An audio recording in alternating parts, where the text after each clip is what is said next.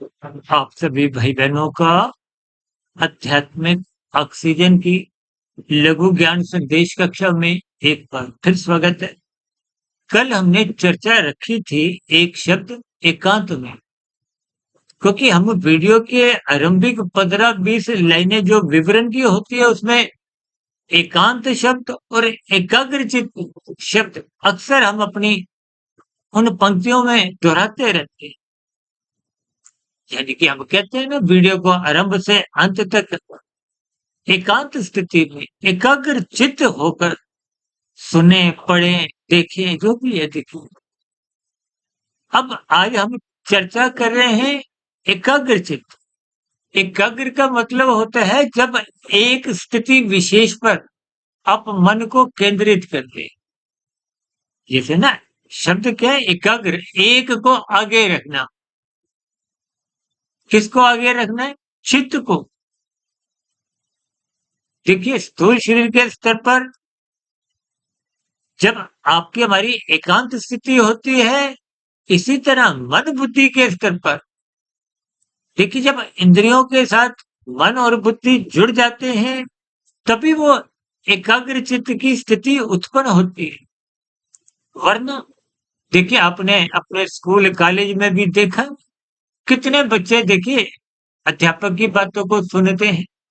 अब देखिए, कान तो सबके खुले हुए हैं, आंखें भी खुली हुई हैं, फिर भी देखिए किसी का ध्यान पढ़ाई में होता है, किसी का विषयों में, किसी का और शैतानियों में। कहीं भी देखिए बात का आपने एक भावार्थ सुना, यानी कि हम जो पंक्तियों में लिखते हैं ना, एकाग्र चित्त होकर, ये एक मन बुद्धि के स्तर पर सूक्ष्म शरीर की स्थिति है। ताकि इंद्रियां इंद्रियां तो देखिए स्थूल शरीर की है। आंखों द्वारा आप पढ़ते हो, कानों द्वारा सुनते हो, लेकिन इनके साथ जब हम एकाग्र चित्त का शब्द लगाते हैं, इसका अभिप्राय मन बुद्धि की एकाग्र स्थितियां, यानी कि मन बुद्धि उन स्थितियों में एक सबसे आगे होना चाहिए।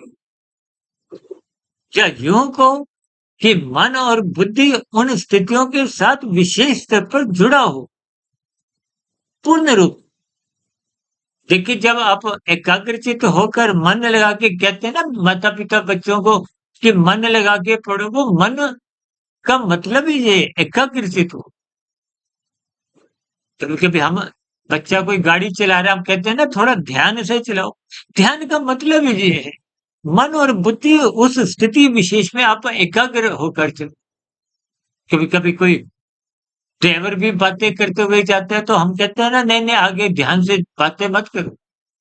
तो ये सभी स्थितियां, क्योंकि बातें होने से ज्ञान बिखरता है।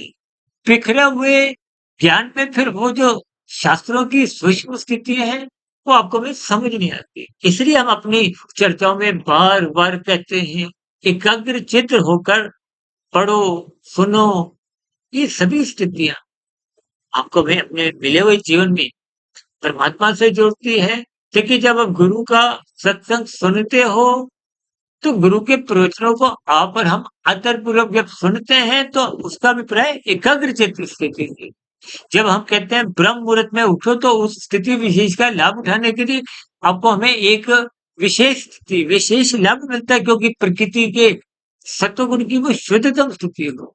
शास्त्रों का स्वाध्याय जब उस स्थिति विशेष में हम एकाग्रचित्त होकर पढ़ते हैं, तो आपको हमें शुभ लाभ मिलता है।